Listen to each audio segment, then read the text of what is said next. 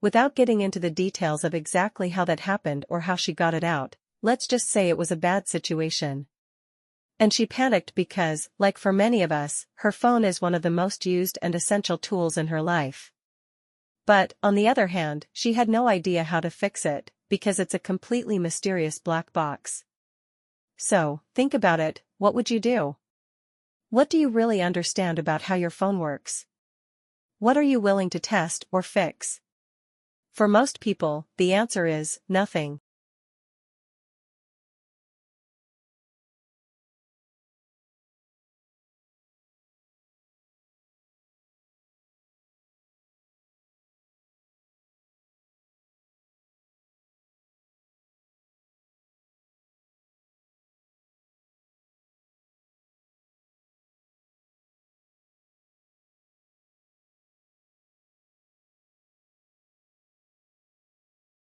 There are some 250 million cars in America, 250 million cars in the country with just over 300 million people. And most of those vehicles, of course, are gas-powered. This poses a huge challenge given the limited supplies of oil and the growing urgency of the global warming crisis. But there is good news, according to our guests today. And that is we have the know-how and the technology to build sleek, fast automobiles that don't use gasoline. These vehicles of tomorrow are powered by hydrogen, electricity, biofuels, and digital technology. And they already exist, so what's stopping us from putting them on the roads? Our guests today will help answer that.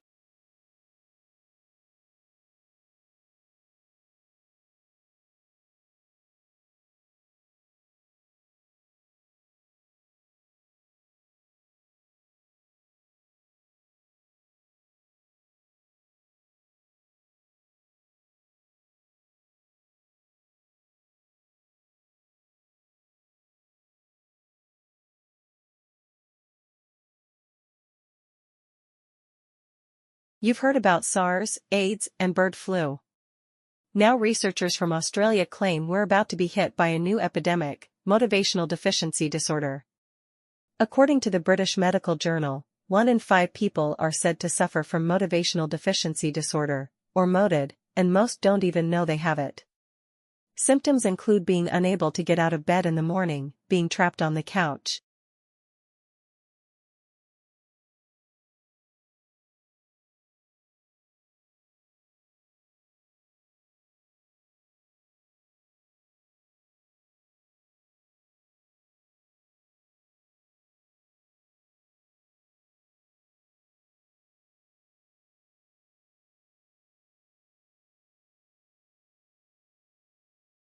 Obviously, this is all relevant to your final assignment. So we're going to talk about it. So until today, we've gone through face-to-face interviews as the main sort of part of interviewing the window. Today we're going to have a look at going to use an email and why they work, why they don't necessarily work, and what are the challenges and some of the things that we need to be understanding, when we are completing such interpreters.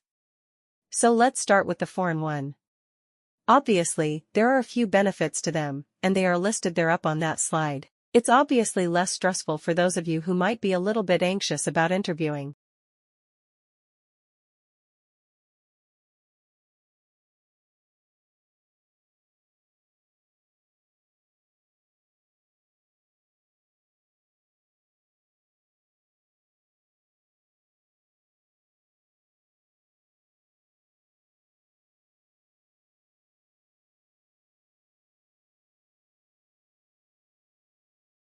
Dams are huge man-made structures that act as barriers on a river. Today, the main reason people build dams is to produce electricity. They are also built to restrict and control the flow of water in a river. Throughout history, dams have been used to prevent flooding and to irrigate farmland. Dams supply about 1/6 of the world's electricity, and they significantly reduce the risk of floods and droughts. They also make water easier to access, especially in desert-like areas, where water is in low supply. There are, however, some negative effects of damming rivers. Many people's homes are knocked down to make space for the dam, and flooding can occur in the reservoir, which is the area behind the dam where water collects. This can cause valuable farmland to become submerged under the lakes.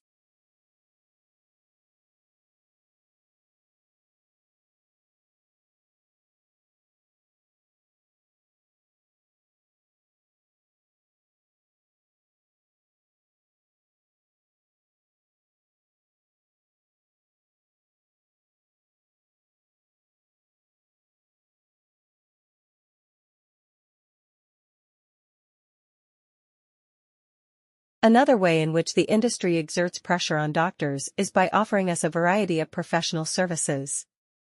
In one of these services, widely advertised to GPs, a company representative shows the practice manager how to use a company disk to trawl through the practice database identifying patients with problems which might be treatable with the company's products. When that has been done, a company-sponsored nurse interviews the selected patients and draws up a management plan for the GP which, if approved by the doctor, attracts a Medicare item number. One of these companies proudly announces that over 65,000 patients were assessed in this way in 2005. What, one may ask, is a pharmaceutical company doing assessing patients? It is surprising that no government or professional body has stepped in to prevent this commercially sponsored program.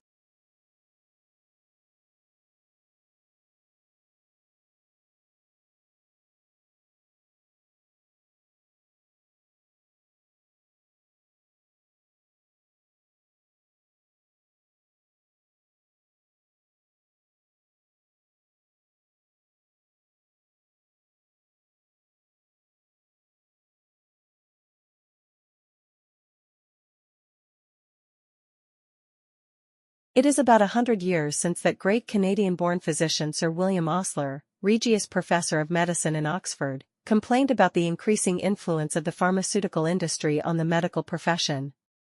He would be turning in his grave at the way the industry now dominates doctors' prescribing habits. It does this not only by direct and indirect pressure on the doctors themselves, but also by encouraging the public to ask for scripts.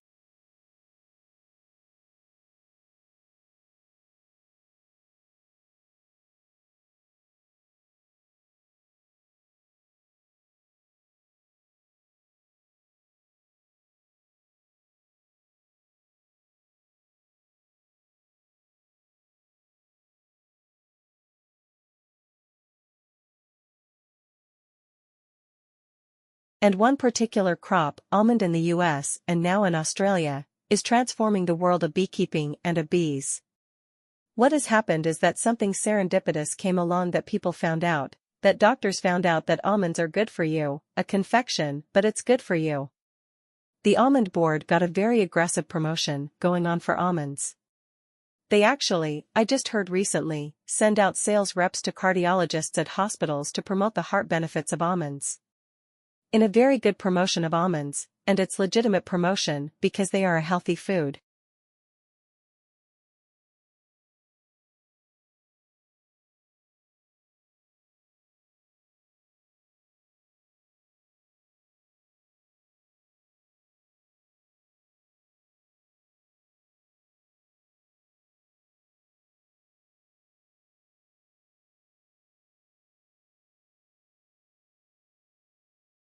Green chemistry is a concept designed to develop technologies which allow chemistry to be practiced with minimal damage to the environment or in an environmentally compatible way.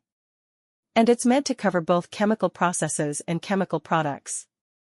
The center, if you would, set up about 7 or 8 years ago, and the idea was to provide a hub of activities that covered fundamental research work, industrial collaboration, but also educational developments. So we work with schools and on public projects as well, and also networking. So we network out to well over 1,000 people around the globe.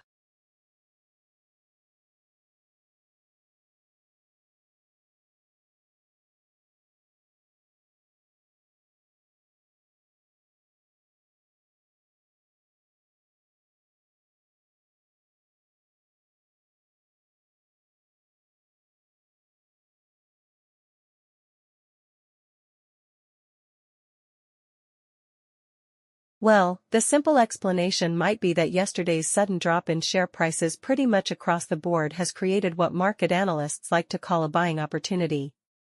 It tends to bring out investors to pick through the ruins, looking for bargains. Decision by investors that sellers got a little carried away with things, so the buyers have lifted all the major indexes today. The Dow, the Nasdaq, the S&P 500 were all up around 0.5% in early trading today, and that wasn't a big surprise. The sell-off continued somewhat. Overseas European markets remain fairly weak, along with many of the Asian markets. But you'll remember that all this started with a big plunge of around 9% on the stock market in Shanghai. Well, Chinese rebounded by around 4%.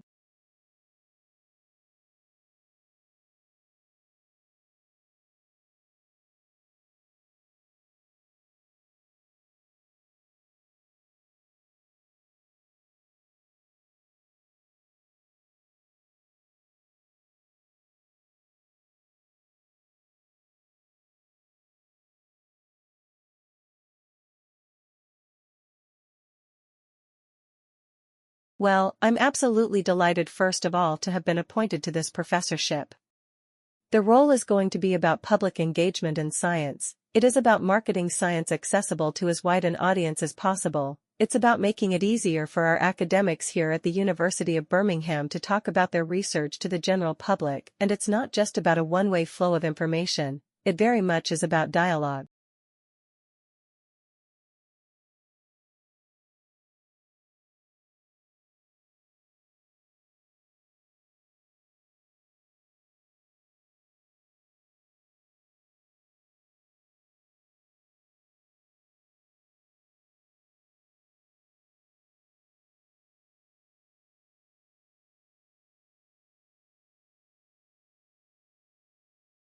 My current research at the moment is really quite broad. I work at the interface between the arts and humanities, particularly archaeology, but trying to find questions which are difficult to answer unless you start integrating computing and visualization. So really, I work in this boundary between trying to understand cultural questions about the past, but those sorts of questions that you can't address unless you start reconstructing, start modeling and visualizing past landscapes, objects, and movement of people.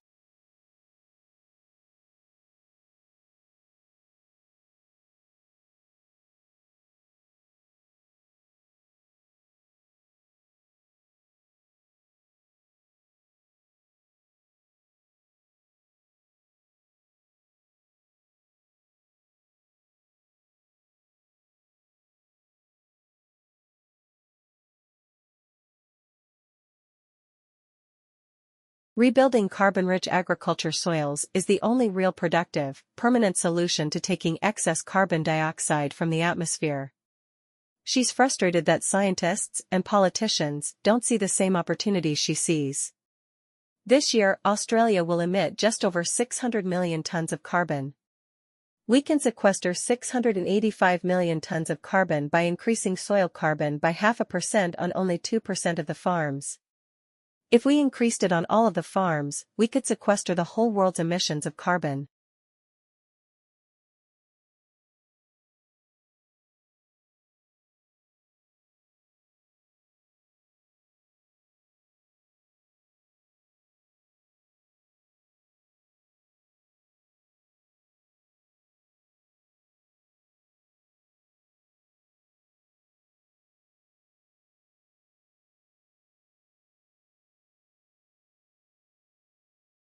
These two paintings, both called sunflowers, are generally accepted as the finest of several depictions of the thick-stemmed, nodding blooms that Van Gogh made in 1888 and 1889 during his time in Als.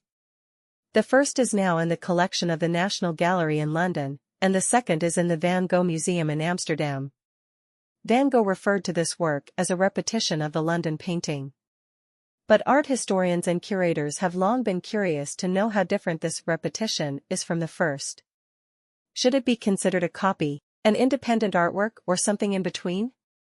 An extensive research project conducted over the past 3 years by conservation experts at both the National Gallery and the Van Gogh Museum has concluded that the second painting was not intended as an exact copy of the original example, said Ella Hendricks, a professor of conservation and restoration at the University of Amsterdam, who was the lead researcher on the project.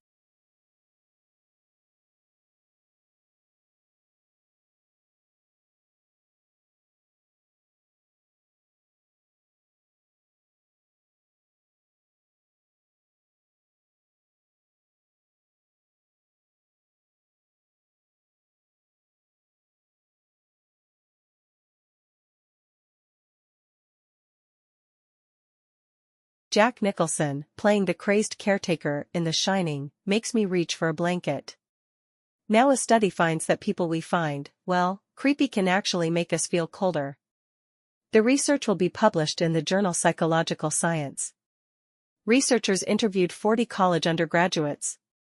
During each interaction, the experimenter was either chummy with the student or very stiff and professional. The investigator also alternated between mimicking students' posture, a signal of rapport, and not doing anything at all. Participants then completed a questionnaire designed to find out how hot or cold they felt. The results showed that the subjects actually felt colder when the investigator acted inappropriately or sent mixed signals. The researchers conjecture that because the brain tries to interpret social cues and purely physical ones simultaneously, people unconsciously associate icy stares and chilly interactions with actual physical coldness.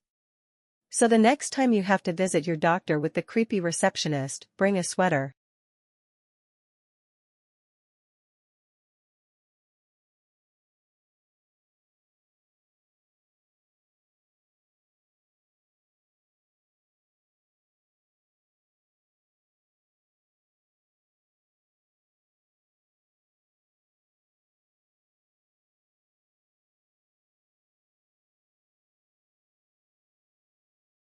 An economist sees the world basically through a typical microeconomic toolkit. That involves things like thinking at the margin, rationality, opportunity cost, trade-offs. Economists, like any other discipline, rules, and its own way of seeing the world.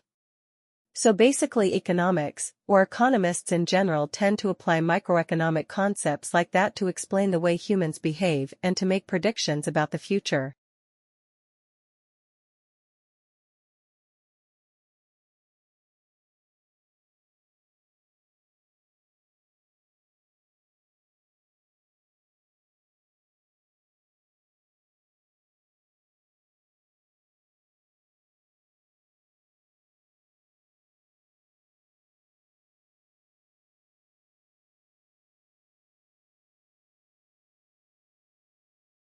Finally, we take a look at how to mix and unmix liquids at the flick of a switch.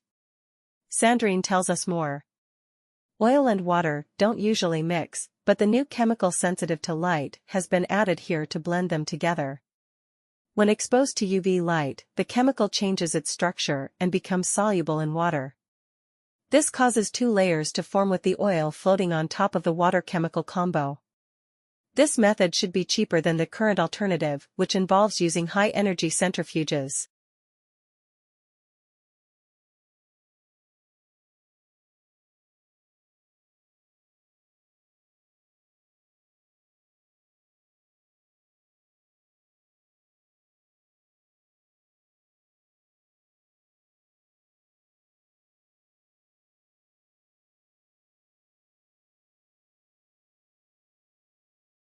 What is nanotechnology? Well, a report that was put together by a combination of the Royal Society and the Royal Academy of Engineering that came out last summer, identifies two topics. Nanoscience is the study of phenomena and the manipulation of materials at atomic, molecular, and macromolecular scales, where properties differ significantly from those as a larger scale. Nanotechnologies are the design, characterization, production, and application of structures, devices, and systems by controlling shape and size at the nanometer scale. So I'll talk a little bit more in a moment about what a nanometer is, but loosely speaking, people think of nanotechnologies as being a sort of 100 nanometers or less.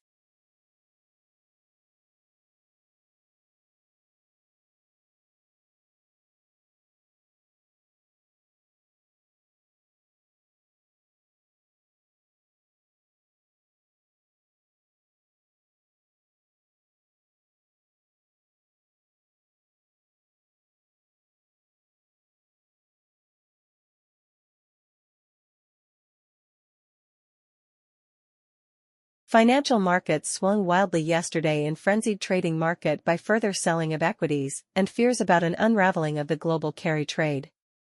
At the same time, trading in the European credit markets in London was exceptionally heavy as traders frantically reassessed their appetite for risk, prompting wild swings in the prices of the key derivatives. It was the third day of frenetic activity in the European credit markets, suggesting that equity market swings were prompting a wider repositioning of investors in a host of asset classes.